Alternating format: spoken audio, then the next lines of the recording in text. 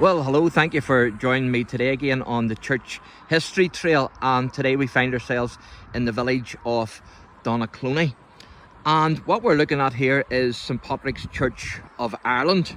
And the building was originally built as a national school in 1903, and it became St Patrick's Church of Ireland on Saturday the 27th of September 1980 at its official opening. And so I'll just zoom in and let you have a closer look at that. And so that's St Patrick's Church of Ireland in the village of DONAGHCLONEY. But the reason why we're here today is we're actually going to have a wee look at the Bell Garden.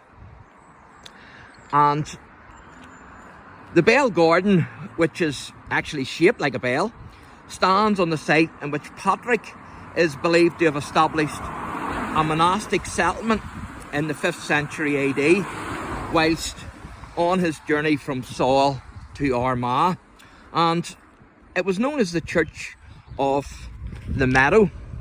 And Viking invasions would have most certainly have ravaged this church during the 9th century AD. And so this is the Bell Garden here, as you can see, and we'll go in and we'll take a wee look round.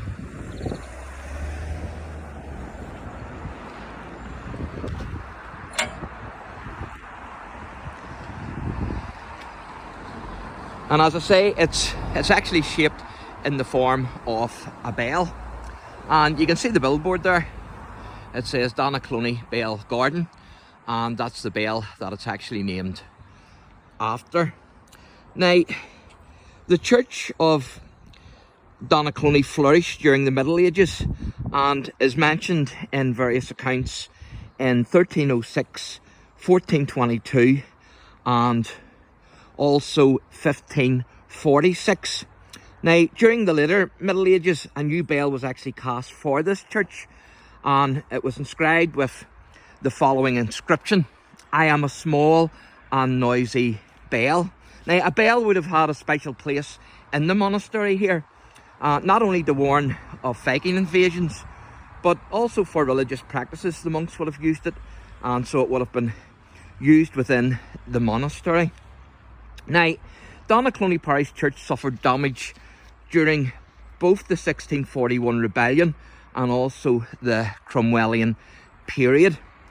And as you can see here, it's in the shape of a bell. And it was also the scene of a skirmish in 1689 between an advanced regiment belonging to the Duke of Schomberg and some of King James II troops. So although it's a small garden, it certainly packs a lot of history, as you can see. And during this encounter, the bell was actually flung into the River Lagan in 1689, and it was only recovered in 1809 and placed in the belfry of the replacement parish church of Holy Trinity, which is actually in Warringstown, which we will look at in another wee video. Now, the DONAGHCLONEY bell remains there actually to this day, and still calls the faithful, I am told, to worship every Sunday.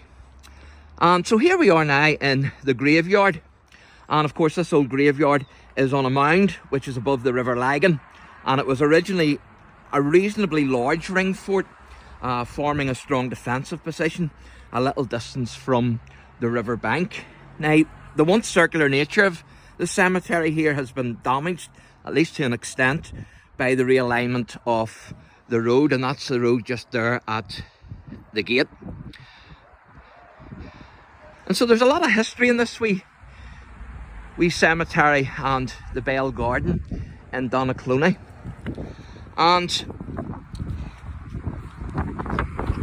as I said earlier, it was known as the Church of the Meadow in the 5th century AD. Now, I'm told that the oldest surviving gravestone dates from 1707.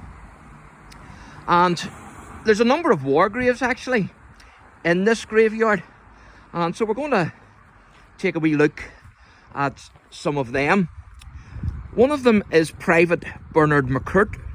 He was actually born in DONAGHCLONEY in 1829.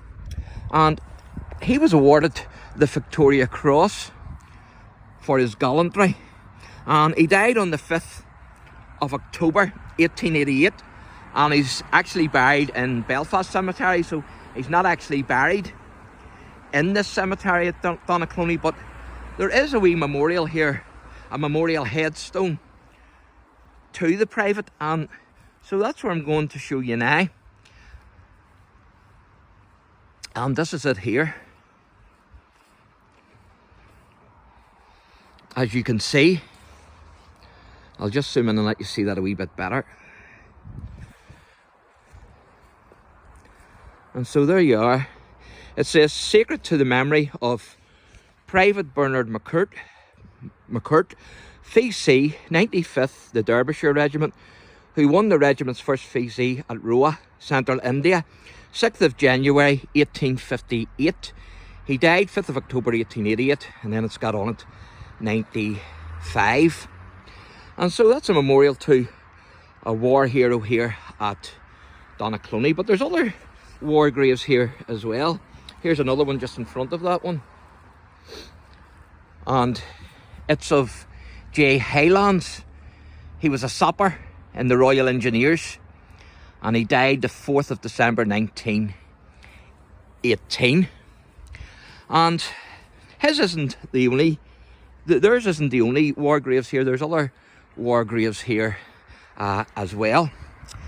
But DONAGHCLONEY had one of Ireland's actually most important linen manufacturers established here in 1866, and that was William Lidle and Company, and their high quality linen adorned many grand hotels, and actually it also adorned the dining rooms of the Titanic.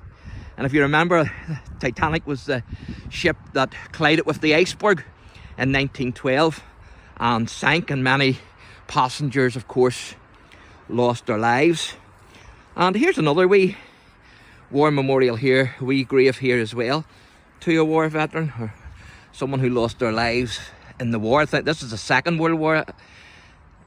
It says he's a rifleman, and his name is Fee Malloy.